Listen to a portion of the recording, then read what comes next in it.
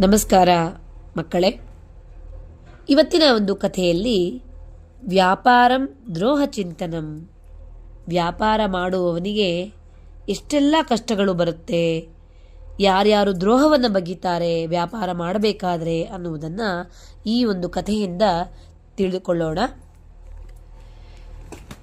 ಪಂಡರಾಪುರದ ಭಾನುದಾಸ ಬಟ್ಟೆ ಅಂಗಡಿ ವ್ಯಾಪಾರಿಯಾಗಿದ್ದ. ಅಪಾರ ದೈವಭಕ್ತ, ಸತ್ಯಸಂಧಾನದ ಆತ ಹೆಚ್ಚಿನ ಲಾಭಕ್ಕೆ ಆಸೆ ಪಡದೆ ಮಾರಾಟ ಮಾಡುತ್ತಿದ್ದ. ಈತನ ವರ್ತನೆಯಿಂದ ಅಕ್ಕಪಕ್ಕದವರಿಗೆ ಹೊಟ್ಟೆಯುರಿ ಶುರುವಾಯಿತು. ದಿನಗಳದಂತೆ ಅವರ ವ್ಯಾಪಾರವೂ ಕಡಿಮೆಯಾಯಿತು. ಭಾನುದಾಸನಿಗೆ ವ್ಯಾಪಾರ ಜೋರಾಯಿತು. ಇದರಿಂದ ರೊಚ್ಚಿಗೆದ್ದ ಅವರೆಲ್ಲರೂ ಒಂದೆಡೆ ಸಭೆ ಸೇರಿದರು. ಏನು ಮಾಡಬೇಕೆಂದು ಯೋಚಿಸಿದರು. ಪರಿಸ್ಥಿತಿ ಹೀಗೆ ಮುಂದುವರೆದರೆ ನಾವು ವ್ಯಾಪಾರ ಮಾಡುವುದು ಕಷ್ಟವಾಗುತ್ತೆ, ನಮ್ಮನ್ನೇ ನಂಬಿಕೊಂಡ ಸಂಸಾರವನ್ನು ಬೀದಿಪಾಲು ಮಾಡುವಂತಾಗುತ್ತದೆ, ಏನು ಮಾಡುವುದು ಅಂತ ಯೋಚಿಸಿದರು. ಆ ಗುಂಪಿನವರಲ್ಲೊಬ್ಬ ಒಂದು ಸಲಹೆ ನೀಡಿದ. ಅದೇನೆಂದರೆ, ನಾವೆಲ್ಲ ಭಾನುದಾಸನ ಅಂಗಡಿಯತ್ತ ಹೋಗೋಣ, ಅವನೊಂದಿಗೆ ಮಾತನಾಡೋಣ. ವ್ಯಾಪಾರಂ ದ್ರೋಹ ಚಿಂತನಂ ಎನ್ನುವುದು ಶಾಸ್ತ್ರವಾಕ್ಯ. ಶಾಸ್ತ್ರವಾಕ್ಯದಂತೆ ನಡೆದುಕೊಂಡರೆ ತಪ್ಪಿಲ್ಲ ಎಂದು ಆತನಿಗೆ ಮನವರಿಕೆ ಮಾಡಿಕೊಡೋಣ. ಅಲ್ಲಿಗೆ ಅವನು ಮಾತು ಕೇಳದಿದ್ದರೆ ಅವನ ಅಂಗಡಿಯನ್ನೇ ಮುಚ್ಚುವಂತೆ ಮಾಡೋಣ ಅಂತ ಹೇಳಿದ. ಎಲ್ಲರಿಗೂ ಅವನ ಸಲಹೆ ಒಪ್ಪಿಗೆಯಾಯಿತು. ಅಂತೆಯೇ ಅವರೆಲ್ಲರೂ ಗುಂಪುಗೂಡಿ ಭಾನುದಾಸನ ಅಂಗಡಿಯತ್ತ ಹೋದರು.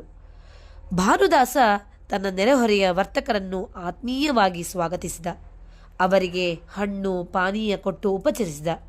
ಆದರೆ ಅವರ ಸಲಹೆಯನ್ನು ಮಾತ್ರ ಒಪ್ಪಲಿಲ್ಲ. ಬದಲಿಗೆ ಅವರಿಗೆ ಜೀವನದಲ್ಲಿ ಹಣ ಗಳಿಸುವುದೊಂದೇ ಗುರಿಯಾಗಬಾರದು, ದೇವರು ಕೊಟ್ಟದ್ದಕ್ಕಷ್ಟೇ ತೃಪ್ತಿ ಪಡಬೇಕು, ಅತಿ ಆಸೆ ಪಡಬಾರದು ಎಂದು ಬುದ್ಧಿ ಹೇಳಿದ. ಮರುದಿನ ಶಯನಿ ಏಕಾದಶಿ. ಪಂಡರಾಪುರ ದೇಗುಲದಲ್ಲಿ ಭಜನೆ ಏರ್ಪಾಟಾಗಿತ್ತು. ಲಘುಬಗನೆ ದೇವಸ್ಥಾನದತ್ತ ಹೊರಡುವ ಭರದಲ್ಲಿ ಅಂಗಡಿಗೆ ಬೀಗ ಹಾಕುವುದನ್ನೇ ಮರೆತಿದ್ದ. ಇದೇ ಸಮಯಕ್ಕೆ ಹೊಂಚು ಹಾಕುತ್ತಿದ್ದ ಅಕ್ಕಪಕ್ಕದ ವರ್ತಕರು ಅಂಗಡಿಯೊಳಗೆ ಇದ್ದ ವಸ್ತುಗಳನ್ನೆಲ್ಲ ಅಪಹರಿಸಲು ಯತ್ನಿಸಿದರು. ವರ್ತಕರ ಗೂಂಡಾವರ್ತನೆಯನ್ನು ಕಂಡು ಅಕ್ಕಪಕ್ಕದವರೆಲ್ಲ ಅವರನ್ನು ಹಿಡಿದು ಚೆನ್ನಾಗಿ ಹೊಡೆದರು. ನೆರೆಹೊರೆ ವರ್ತಕರಿಗೆ ಬುದ್ಧಿ ಬಂತು. ಕ್ಷಮೆ ಕೇಳಲು ಅವರೆಲ್ಲರೂ ಪಂಡರಾಪುರದ ದೇಗುಲದ ಬಳಿ ಹೋದರು. ಅತ್ತ ವಿಠ್ಠಲನ ಮಂದಿರದಲ್ಲಿ ಭಾನುದಾಸ ತನ್ನ ಪಾಡಿಗೆ ತಾನು ಭಜನೆಯಲ್ಲಿ ನಿರತನಾಗಿದ್ದ. ಅಲ್ಲಿಯೂ ಆತನದು ಅದೇ ಔದಾರ್ಯ. ದೇವಸ್ಥಾನದ ಪ್ರಸಾದವನ್ನೇ ಇವರಿಗಿತ್ತ. ಏನಾಯಿತು, ನಿಮ್ಮ ಮುಖವೇಕೆ ಬಾಡಿದೆ ಎಂದು ಕೇಳಿದ. ವರ್ತಕರೆಲ್ಲರೂ ಕ್ಷಮೆಯಾಚಿಸಿದರು.